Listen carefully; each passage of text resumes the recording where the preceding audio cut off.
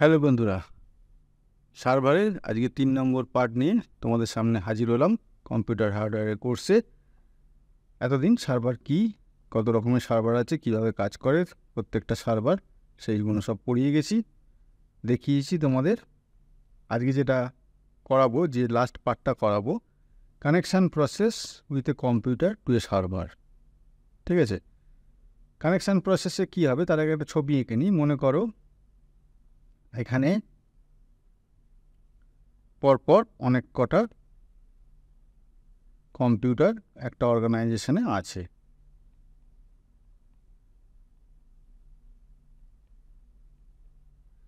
এখানে একটা সার্ভার আছে। তাহলে এই কম্পিউটারগুলো প্রত্যেকটা কি ডাইরেক্ট সার্ভারে ঢুকবে? না, মাঝখানে একটা সুইচ বা রাউটার রাখতে হবে।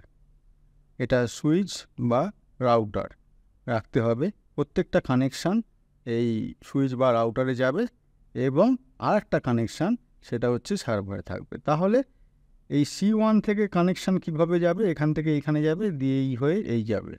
C2 থেকে এই যাবে, দিয়ে এখান থেকে এই হয়ে এই যাবে। এরকমভাবে প্রত্যেকটা রুট, আবার উল্টো দিকে যেটা অপোজিট সেরকম হবে। তাহলে in a local network the server connects two A switch or a router that uses all other computers over the network. এটা পুরো একটা নেটওয়ার্কিং হয়ে গেল, নেটওয়ার্কিংয়ে সুইচ বা রাউটারের সাহায্যে প্রত্যেকটা কম্পিউটার সার্ভারের সঙ্গে যুক্ত আছে। এই সার্ভারটা এবার লোকালি হতে পারে অথবা কোনো সার্ভার বাইরের কোনো সার্ভিস প্রোভাইডার থেকেও হতে পারে। মানে আমি যদি গুগল করি, তাহলে তখনদের যে সার্ভারটাকে গিয়ে হিট করবে এই কম্পিউটারগুলো এই সুইচের মাধ্যমে বা রাউটারের মাধ্যমে, সেটা তখন কিন্তু বাইরে থাকবে, আমাদের নেটওয়ার্কিংয়ের বাইরে থাকবে। ঠিক আছে, আর এই সার্ভারটা এক্ষেত্রে যদি এটা মনে করেন আমাদের কোনো একটা বড় অর্গানাইজেশান, সেখানে একটা আমরা সার্ভার রেখেছি, তাহলে সেটা কিন্তু লোকালি রইল। When it is connected to the network, other computers have the capability of accessing the server and all its services. প্রত্যেকটা কম্পিউটার এইরকম ধরনের নেটওয়ার্কিংয়ে যদি একবার এসে যায়, প্রত্যেকটা কম্পিউটার সেই সার্ভারটাকে অ্যাক্সেস করার সুবিধে পেয়ে গেল, বা অ্যাক্সেস করার নিজের ইচ্ছা মতো অ্যাক্সেস করতে পারলো। হ্যাঁ, সেটা হয় না প্র্যাকটিক্যালি, কারণ পারমিশনের ব্যাপার আছে বা আরও আদার্স অনেক কিছু ব্যাপার আছে, কিন্তু ধরে নিচ্ছি এখানে প্রত্যেকটা কম্পিউটার সেম নেটওয়ার্কিংয়ে আমরা সার্ভারটাকে অ্যাক্সেস করতে পারছি এবং সেখানকার রিসোর্স ব্যবহার করতে পারছি। For instance, a user can connect two the server to visit A website and can communicate with other user over the internet ভাই ওয়েব সার্ভার। একটা ইউজার যে কোনো একটা C1, C2, C3, C4, C5 যে কোনো একটা সার্ভারে ভিজিট করে একটা ওয়েব পেজ খুলবে, www.google.com ওয়েবসাইট খুলবে সার্ভারের থ্রু দিয়ে। সেই সার্ভারটা লোকাল থেকে বাইরে কোনো হতে পারে, এবং can communicate with other users. এই যে বাকি যে আদার্স ইউজার আছে এই নেটওয়ার্কিংয়ের মধ্যে হোক, এই C2, C1 কমিউনিকেট করছে, C2, C3, C4, C5-এর সঙ্গেও কমিউনিকেট করতে পারবে, বা যদি আমার এই নেটওয়ার্কিংয়ের বাইরে পৃথিবীতে কোনো জায়গায় যে কোনো ইউজারের সঙ্গে কমিউনিকেট করতে পারবে। কীভাবে করতে পারবে? ভায়া ওয়েব সার্ভার। তার মানে আমি একটা কোনো পেজ আমার এখানে যদি খুলি, সেই পেজটা যদি অন্য কেউ অ্যাক্সেস করতে চায় বা দেখতে চায়, সেটা অন্য একটা জায়গায় কোনো এক জায়গায় বসে কোনো একটা ইউজার বা ক্লায়েন্ট সেটা করতে পারবে এই ওয়েব সার্ভারের মাধ্যমে। Here an internet server acts like a local network. Internet server তার মানে এখানে এই যে সার্ভারটা আমরা এখানে বসিয়েছি, সুইচের থ্রু দিয়ে কানেকশান হচ্ছে, সেই সার্ভারটা কীরমভাবে কাজ করছে না, acts like a local network server. এই সার্ভারটা এই লোকাল যে নেটওয়ার্কটা তৈরি হলো তার হেড, তার মেন কম্পোনেন্ট হিসেবে কাজ করছে। এবং আরও যদি বৃহৎভাবে আমরা ভাবতে চাই, এই সার্ভারটা একটা ওয়ার্ল্ড ওয়াইড ওয়েবের একটা অংশে পরিণত হলো। মানে একটা বৃহত্তম নেটওয়ার্কিংয়ের একটা অংশের মধ্যে সে ঢুকে গেল। এই নেটওয়ার্কটা, সেই সার্ভারটা, এই নেটওয়ার্কটা লোকাল যে নেটওয়ার্ক এটাকে দেখাচ্ছি যেটা, সেইটাকে নিয়ে সেই বৃহত্তম বা বৃহত্তর নেটওয়ার্কিংয়ের একটা অংশ হয়ে গেল। ঠিক আছে। এইবার the server is assigned an IP address, এই সার্ভারটার একটা আইপি অ্যাড্রেস হবে সার্ভারটাকে, নাহলে সেই সার্ভারটাকে অ্যাক্সেস করবে কীভাবে? এই যে লোকাল থেকে, লোকালি যে C1 C2 C3 C4 এরা অ্যাক্সেস করুক বা বাইরে থেকে কেউ অ্যাক্সেস করুক, অ্যাক্সেস করবে কী করে? ঠিকানা লাগবে। ঠিকানাটা কি? একটু আগের বিষয়টা যেটা বোঝাচ্ছিলাম তোমাদের ডোমেন নেম সার্ভিসের ক্ষেত্রে, সেই ঠিকানাটা এক্ষেত্রে হয় আইপি অ্যাড্রেস। বাড়ির যেমন একটা ঠিকানা হয়, রামবাবুর বাড়ির এই ঠিকানা, এখানে সার্ভার, এই সার্ভারের একটা IP address. A domain name is registered by which user can connect to a server. একটা ডোমেন নেম রেজিস্টার করতে হবে, যেটা আগের দিন বলছিলাম। নতুন এলাকায় কোনো কেউ বাড়ি করলে বা এলে নিয়ম এটা যে লোকাল পোস্ট অফিসে গিয়ে আমার অ্যাড্রেসটা কনফার্ম করে আসা, যে আমি এই অ্যাড্রেসে আমি নতুন বাড়ি করেছি। এবার থেকে কোনো রকম চিঠি বা কোনো রকম কিছু আসলে, ডকুমেন্ট কিছু পার্সেল কুরিয়ার আসলে আমাকে যেন আমার নামে এই অ্যাড্রেসে হলে এইখানে পাঠাতে হয়, একটা চিঠি দিয়ে অ্যাপ্লিকেশন করে আসতে হয় পোস্ট অফিসে। এক্ষেত্রেও ঠিক তেমনি, আমি যদি কোনো একটা www.abc.com এটা যদি আমি করতে চাই, তাহলে এই নামটাকে আমাকে রেজিস্টার করতে হবে, না হলে খুঁজবে কি করে? তার যে মুহূর্তে রেজিস্টার করব তার এগেনস্টে একটা আইপি জেনারেট হবে, আর ওই আইপির মাধ্যমেই ওই নামটা, ওই ওয়েব সার্ভারটা যেখানেই থাকবো না কেন, পৃথিবীর যে কোনো থেকে সার্চ করলে ওটা ওই আইপির থ্রু দিয়ে পেয়ে যাবে। যতক্ষণ না আমি এটা ডোমেন নেমটা রেজিস্টার করছি ততক্ষণ কিন্তু খুঁজেই পাবে না। আর কি বললাম, ডোমেন নেম রেজিস্টার করা মানে ওর এগেনস্টে একটা আইপি জেনারেট হওয়া। সেই আইপির থ্রু দিয়ে ঠিকানা খুঁজে বার করতে পারবে পৃথিবীর যে কোনো জায়গা থেকে যে কোনো কেউ। ঠিকানা খুঁজে বার করতে পারবে না শুধু না, সেখান থেকে ইনফরমেশান, সেই ওয়েব পেজটা কী সম্বন্ধে কী আছে তার সব কিছু পেয়ে যাবে। Which users can connect to a server once the user are connected to the domain name.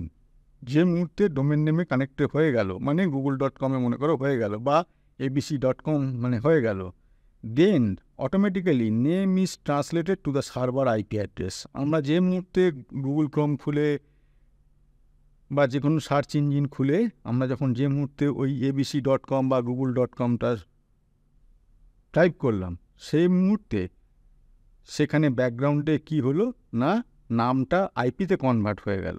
Rambabu post অফিসের, ঠিক মনে করো যে পোস্টম্যান, পোস্ট অফিসের অফিসার পোস্টম্যানকে বলল রামবাবুর বাড়িতে। রামবাবু মানে কে, কোথায়, কী জন্য, সেটার কোনো ভ্যালু নেই। সেই মুহূর্তে পোস্টম্যানের কাছে কোনো ভ্যালু নেই, সেই মুহূর্তে তার কাছে অ্যাড্রেসটা ভ্যালু। অ্যাড্রেস যেই বলে দিল, সেখানে রাম থাকুক, শ্যাম থাকুক, যদু থাকুক, তারপরে সেটা পরের প্রশ্ন।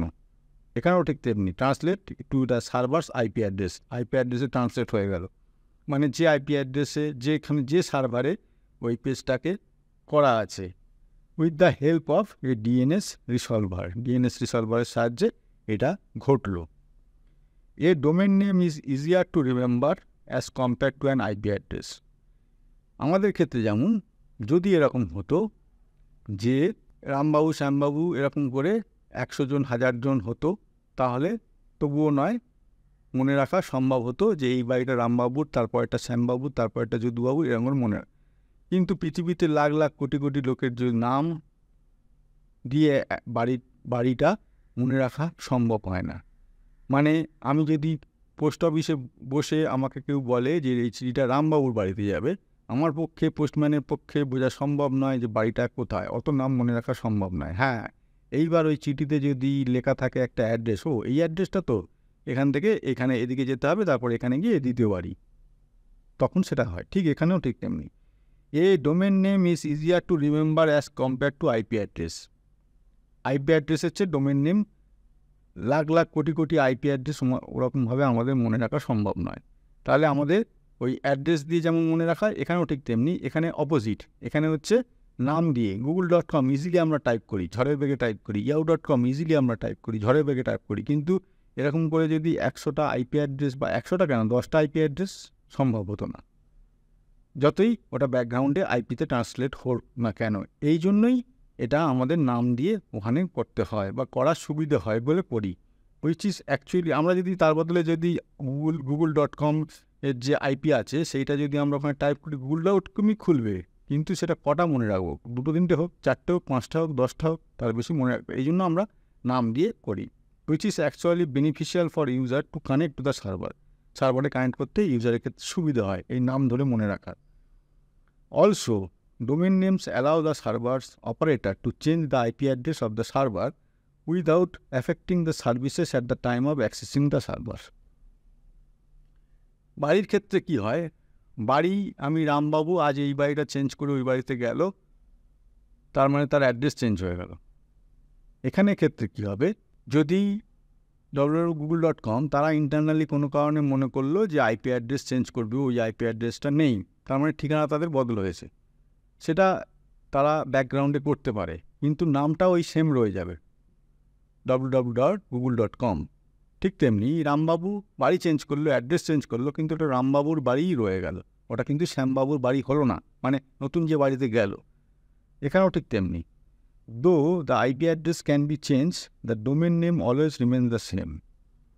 ঠিক আছে, google.com হিসেবেই থেকে যেতে হবে যতদিন পর্যন্ত চালাবে, yahoo.com পর্যন্ত থেকে যেতে হবে যতদিন চলবে। এখানে কোনো নামের কোনো এডিট হবে না, একবার ডিএনএসে এখানে রেজিস্টার হয়ে গেলে, এই যে ডোমেইন নেম ইজ রেজিস্টার্ড, একবার যদি যে নামে রেজিস্টার হয়ে যাবে সেই নামটা যতদিন চিরকাল চালাতে হবে। চিরকাল বলাটা ভুল, কিন্তু মানে যতদিন সে চালাতে পারবে চালাতে হবে। যদি আমি নাম চেঞ্জ করতে চাই সেই নামে সেখানে আর হবে না, আমাকে অন্য নামে নতুন নামে আমাকে খুলতে হবে আবার। তার মানে আমাকে ক্লায়েন্টদের বা ইউজারদের আবার জানাতে হবে যে এই নামটার বদলে এখন থেকে এই নামে ভিজিট করুন, এই ওয়েবসাইটে ভিজিট করুন, ওইখানে কোনো কিছুর জন্য প্রবলেম হয়েছে এই নতুন নামে ভিজিট করুন, আমাদের কিন্তু জানাতে হবে। সেম নাম সেম জিনিসের ওপর আমাকে এডিট করা যাবে না, যেমন আমরা কম্পিউটারে ফাইল নেম এডিট করতে পারি রিনেম করে, এখানে কিন্তু সেটা সম্ভব নয়। ঠিক আছে, তো এই হচ্ছে connection process with a computer to a server. একটা কম্পিউটারের সঙ্গে এক কোণে, পৃথিবীর এক কোণে একটা কম্পিউটার আছে, সেই কম্পিউটারের সঙ্গে কোনো একটা সার্ভারের যদি কানেকশান প্রসেস বলতে কী বোঝাই বা কীভাবে হয়, কি তার ব্যাকগ্রাউন্ডে চলে না চলে, সেটা হচ্ছে এই পয়েন্টগুলো। এরপরে যেটা আসবো, সার্ভার লোকেশান। এই যে সার্ভার করছি, কোথায় থাকে সেটা তো আমাদের বুঝতে হবে, দেখতে হবে, মানে জানতে হবে কোথায় থাকে। In a corporate environment or a business, a server and other network tools are mainly stored in a separate air condition room. বড় বড় কোম্পানিতে দেখবে যে আলাদা করে সার্ভার রুম বানানো হয়, সেখানে সার্ভার এবং তার হার্ডওয়্যার তার সব কিছু সেখানে আলাদা করে সেপারেট, সেখানে এয়ার কন্ডিশন রাখতে হয়, কারণ মেশিনগুলো 365 দিন ইন্টু 24 আওয়ার্স কোনো সময় বন্ধ করা যাবে না। বন্ধ করলেই তার সার্ভিস, মানে যে সেই সার্ভারটা যে সার্ভিস প্রোভাইড করে, সেটা মেল সার্ভার না ফাইল সার্ভার না ডাটাবেস সার্ভার না কোন সার্ভার, সেইগুলো সার্ভিসগুলো বন্ধ হয়ে যাবে, সুতরাং বন্ধ করা যাবে না, নাহলে ক্লায়েন্টরা সার্ভিস পাবে না, ইউজাররা সার্ভিস পাবে না।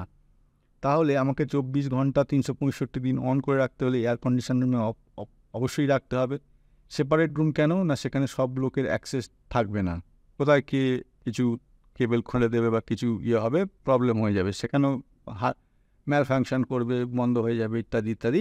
সুতরাং সেপারেট রুমে এয়ার কন্ডিশন রুমে রাখা হয়। Again servers that are not located in house, এবার এটা তো হলো ইন হাউসের ক্ষেত্রে, বড় বড় অর্গানাইজেশনে আলাদা করে করা হয়। যদি সেটা ইন হাউসে না থাকে তাহলে কোথায় থাকে, but access through remotely are located in a data centre. Data সেন্টারের নাম তোমরা শুনে থাকবে, বিভিন্ন কোম্পানির ডাটা সেন্টার আছে, ডাটা সেন্টার বানায়, ডাটা সেন্টার চালায়, সেই ডাটা সেন্টারে আলাদা করে ডেডিকেটেডলি সেই সব কোম্পানি, অবশ্যই এটা টাকা দিয়ে কিনতে হয় তাদের জন্য। যেমন ব্যাংকে লকার, আমরা বাড়িতে আমি ব্যাংকে আলাদা করে সোনা গয়না রাখতে পারি, আবার বাইরে গিয়ে ব্যাংকে গিয়ে আলাদা করে লকার আমাদের জন্য পারচেস করতে পারি। তাহলে সেই যেটা প্রথমে বিষয়টা বলছিলাম, যে তখন ব্যাংকের দায়িত্ব, সেই লকার মেনটেনেন্স থেকে শুরু করে সুরক্ষিত রাখা থেকে শুরু করে সব কিছু ব্যাংকের দায়িত্ব। এখানেও ঠিক তেমনি, আমরা যা কোনো কোম্পানি ডাটা সেন্টারে যদি আমরা সার্ভার বানাই, পার্টিকুলার একটা স্পেস কিনে, স্টোরেজ স্পেস থেকে সব কিছু, তাহলে সেই ডাটা সেন্টার সেই কোম্পানির ডাটা সেন্টারের উপর ডিপেন্ড করবে সে কীভাবে সেটা মেনটেন করবে, সিকিউরিটি থেকে শুরু করে সব কিছু। These types of servers allow another company to manage the hardware and enables you to configure remotely.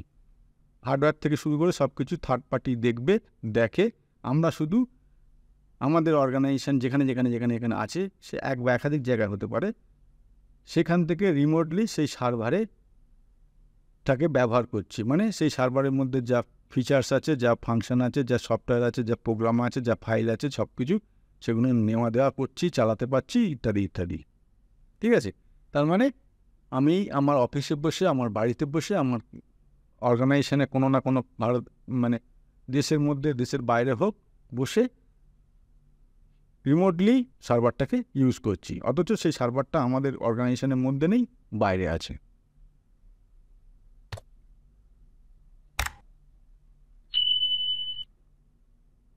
এবার আসবো hardware requirement to make a server. Server বানাতে গেলে হার্ডওয়্যার রিকোয়ারমেন্টটা কী, মানে খুব কি বেশি লাগে, খুব কম লাগে, খুব এটা লাগে, ওটা লাগে, সেটা লাগে, কী লাগে? Any computer act as a server with the right software, even a home desktop or laptop computer. যে কোনো কম্পিউটারকে সার্ভার বানানো যায়। সার্ভারের কনসেপ্টটা কী, যে পার্টিকুলার কিছু জিনিস সেখানে ডেডিকেটেডলি থাকবে, সেখান থেকে বাকিরা সেই জিনিসগুলো অ্যাক্সেস করতে পারবে 24 আওয়ার্স 365 ডেজ। এই হচ্ছে সার্ভারের কনসেপ্ট। সুতরাং একটা কম্পিউটার, একটা ল্যাপটপ বানানোই যেতে পারে বাড়িতে বা অন্য কোথাও, বাট এখানে একটা বাট আছে, কিন্তু আছে। For instance, you can install a FTP server program on your computer that allows you on share files between other computers over your network. একটা এফটিপি সার্ভার আমরা আমাদের কম্পিউটারে বা আমাদের ল্যাপটপে করলাম, করার ফলে কী হলো, ওই অর্গানাইজেশনে বা ওই অফিসে বাকি যারা সেই মুহূর্তে আমার ল্যাপটপটাকে অ্যাক্সেস করতে শুরু করলো, কারণ সেই ফেসিলিটিটা নেবে ওই নেটওয়ার্কিংয়ে, একই নেটওয়ার্কিং আছে, সেই যেহেতু সার্ভার হয়ে গেছে আমার ল্যাপটপটা, তাহলে আমার ল্যাপটপে ওটা সেই ফেসিলিটিগুলো নেবে। এবার কি হবে, but if we want to make our home computer server then we must follow this. এবার কী করতে হবে, এটা যদি আমরা বানাই এরকমভাবে, our computer and related server software must be in a running mode so that it can be accessible at any time. সবসময় রানিং মোডে রাখতে হবে। একটু আগে বলছিলাম 24x365 ডেজ, কারণ কখন কার কী প্রোগ্রাম, কী ফেসিলিটি, কী সফটওয়্যার, কী ফাইল, কী জিনিস লাগে না লাগে তো আমরা বলতে পারবো না কোনো ক্লায়েন্টের, কোনো ইউজারের। সবসময় রানিং মোডে রাখতে হবে। এইবার when our computer acts as a server mode, other users are using it and its resources will not allow doing other things. এবার ওই একটা আমাদের ল্যাপটপের আর হার্ডওয়্যার কনফিগারেশন কত হয়, হার্ড ডিস্ক কনফিগারেশন কত হয়, খুব বেশি হয় না, কারণ ওটা তো ইন্ডিভিজুয়াল ব্যবহার করার জন্য। এবার একসঙ্গে যদি অত ইউজার, অত ক্লায়েন্ট যদি সেই ল্যাপটপটা যখন সার্ভার হিসেবে অ্যাক্ট করছে, সেখানে ঢুকে রিসোর্সগুলো কাজে লাগাতে চায়, তখন কি হবে, সেই হার্ডওয়্যারে চাপ পড়বে, সেই সফটওয়্যারে চাপ পড়বে, সেই তার যে ব্যান্ডউইথ, যে নেটওয়ার্কিংয়ের যে ব্যান্ডউইথে বাকি ইউজাররা সেই লাইনে ঢুকছে, সেটা চাপ পড়বে। যেমন হয় না, কোনো একটা ধরো ভারত পাকিস্তান ম্যাচ হচ্ছে, সেই সময় কোনো যে সংস্থা ওই খেলাটা লাইভ কাস্ট করছে, দেখা যাবে তাদের সার্ভার স্লো হয়ে গেছে। কারণ কি, এত পৃথিবীতে এত, শুধু ভারত থেকে বা পাকিস্তান থেকে নয়, সারা বিশ্ব থেকে এত লোক ওই ম্যাচটা দেখছে, যে সেই সার্ভার একসঙ্গে ম্যাচ দেখছে, মানে কি সেই সার্ভারে সারা পৃথিবীর থেকে লোক সেই সার্ভারটাকে অ্যাক্সেস করছে, তাহলে সার্ভার সেই লোড নিতে পারছে না, সার্ভার হ্যাং করে যাচ্ছে। এরকম অনেক সময় হয়, এটা ঘটে থাকে। তাহলে এক্ষেত্রেও ঠিক তেমনি, একসঙ্গে সবাই মিলে করতে চাইলে সেই হার্ডওয়্যার সাপোর্ট করবে না ল্যাপটপের, বা তার যা সফটওয়্যার আছে সেগুলো সাপোর্ট করবে না, বা তার যে সেই নেটওয়ার্কিংয়ের যে ব্যান্ডউইথ আছে সেটা সাপোর্ট করবে না। তাহলে কি হবে না, to connect a computer with a network, the internet connection can generate many problems for our computer. এবার যদি এটা ইন্টারনেটের যদি হয়, ওই থ্রু দিয়ে, ওই সার্ভারের থ্রু দিয়ে যদি ইন্টারনেট কানেকশান সবাই ব্যবহার করতে চায়, তাহলে তো আরও বেশি ঝামেলা। কারণ একসঙ্গে ওই ব্যান্ডউইথে, ওই যে বললাম একটু আগে, ব্যান্ডউইথের প্রবলেম হয়ে যাবে, ডাটা স্লো হয়ে যাবে, মানে কোনো আপলোড বা ডাউনলোড, নেট থেকে পেজ খুলতেই অনেক টাইম লেগে যাবে, কোনো একটা পেজ খুলতেই অনেক টাইম লেগে যাবে, মেলের থেকে কোনো ডাটা ডাউনলোড আপলোড করতে দেরি হবে, এইসব নানা রকম প্রবলেম সৃষ্টি হবে। Most of the servers are always on, the they never turned off. কোনো সময় সার্ভার বন্ধ হয় না, মেনটেনেন্স বা প্রপার কিছু টাইম স্পেসিফিক কিছু কারণ ছাড়া। The servers offer services that are continuously needed. Server যে কোনো সার্ভিসগুলো, মেল সার্ভার অফ করলে কী করে হবে, কখন কে কার মেল ইউজ করবে, প্রিন্টার সার্ভার বা ফাইল সার্ভার বা ডাটাবেস সার্ভার অফ করলে কী করে হবে, কখন কার কী ডাটা লাগে, কী প্রোগ্রাম লাগে। So if servers fail they can generate many problems for the network user and company. যদি সার্ভারটাই এবার হ্যাং করে যায়, ফেল করে যায়, হার্ডওয়্যার কোনো প্রবলেম হয়, তাহলে কী হবে, প্রবলেম নেটওয়ার্কিংয়ে যারা ইউজার, সেই নেটওয়ার্কিংয়ে যারা ইউজার আছে, ক্লায়েন্ট আছে, তাই তো প্রবলেম হবে। That's why servers are usually set up to be fault tolerant to reduce this types of issue. সেই জন্য সার্ভারটা ওই আলাদা ডেডিকেটেড রুমে, এয়ার কন্ডিশন রুমে সেপারেট করে, এবং তার হার্ডওয়্যার কনফিগারেশন অনেক হাই করতে হয়, তার স্টোরেজ ক্যাপাসিটি অনেক হাই করতে হয়, আরও যা অনেক কিছু প্রোগ্রাম যেগুলো সেখানে রানিং চলে সেগুলো অনেক হাই লেভেলের প্রোগ্রাম হতে হয়, ইত্যাদি ইত্যাদি। তার মানে বাইরেরই একটা কম্পিউটার বা ল্যাপটপ অ্যাজ এ সার্ভার বানানো অত সোজা নয় বা সম্ভব নয়। So A typical computer can not capable of handling all of the request. সুতরাং একটা টিপিক্যাল কম্পিউটার বা একটা ল্যাপটপ যেটাকে নাকি আমরা সার্ভার হিসেবে কাজ করানোর জন্য চেষ্টা করছিলাম, সেইটা ইন রানিং মোড ফুল যখন পুরো সবাই একসঙ্গে কাজ হচ্ছে তখন সেটা কাজ করবে না বা কাজ করা অসুবিধা হয়ে যাবে। তার জন্য আমাদের ব্যানারে তোমরা যেটা থাম্বনেলে যেটা ছবিটা দেখছো, সার্ভার রুম অ্যাকচুয়ালি ওই রকম হয়। থাম্বনেলে আমরা ছবি দিয়েছি, দেখবে ওই রকম হয়। ডেডিকেটেডলি এয়ার কন্ডিশন, হার্ডওয়্যার থেকে শুরু করে সব কিছু ওটা একদম পুরো সেপারেট হয়, যাতে ফল্ট টলারেন্স, এই যে একটু আগে এখানে কথাটা বলা হলো, ফল্ট টলারেন্স মানে যে কোনো রকম ঝড়ঝাপটা, যে কোনো রকম, হ্যাঁ তার জন্য আবার সার্ভারেরও ব্যাকআপ রাখতে হয়। একটা সার্ভারে হতেই পারে, কোনো কারণে বলা তো যায় না, গ্যারান্টি তো দেওয়া যায় না, তার মানে তার আবার সার্ভারের ব্যাকআপ, সার্ভারের সিকিউরিটি, সার্ভারের সব কিছু, সেগুলো আবার ডবল ট্রিপল রাখতে হয়, সেটা কাস্টমারের চাহিদা বুঝে, যাতে একটা সার্ভার ফেল করলে তার ব্যাকআপটা অন্য জায়গায় আছে, সেখান থেকে আমরা অ্যাক্সেস করতে পারি বা সেখান থেকে ডাটা বা ইনফরমেশানগুলো পেয়ে যেতে পারি বা ইন্টারনেট পেয়ে যেতে পারি। ঠিক আছে, তো এই হচ্ছে server hardware requirement to make a server. Hardware কী কী রিকোয়ারমেন্ট হয়।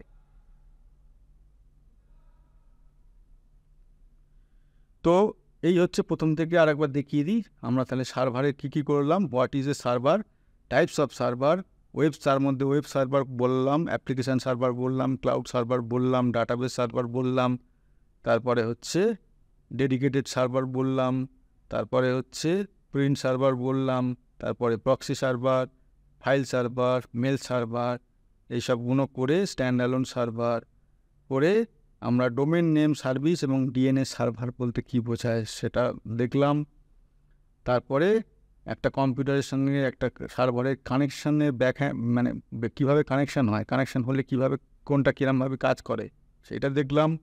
সেটা নিজের মধ্যে মানে একটা নেটওয়ার্কিংয়ের মধ্যে এবং বৃহত্তর দুনিয়া WWW ওয়ার্ল্ড ওয়াইড ওয়েব, মানে বাইরের দুনিয়ার সঙ্গে কানেকশান হলেও কী হবে, কীরকমভাবে হবে। আর সার্ভার লোকেশান, সার্ভারটা কোথায় থাকে বা কোথায় সাধারণত হয়, আর সার্ভার বানাতে গেলে তার হার্ডওয়্যার রিকোয়ারমেন্টটা কী আছে, সেইগুলো আমরা এই টোটাল সার্ভার পড়াতে গিয়ে টোটাল জিনিসটা কভার করলাম। যদিও এটা একদম বেসিক লেভেলে, এর আরও ডিটেলস এগুলো আসবে, এগুলো তোমরা পাবে পরবর্তী কিছুদিন পর অন্য ভিডিওতে। তো আপাতত এইটা সার্ভার সম্বন্ধে করালাম। সেম জিনিসটা আমাদের এই ওয়েবসাইট www.edubytech.com, এগুলো পেয়ে যাবে তোমরা প্যারালালি।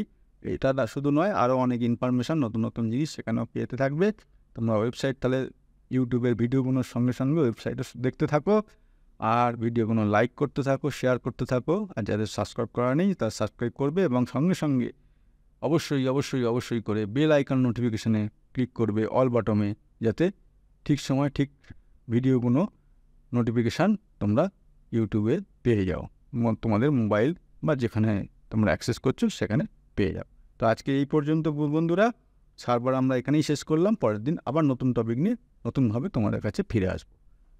Thank you.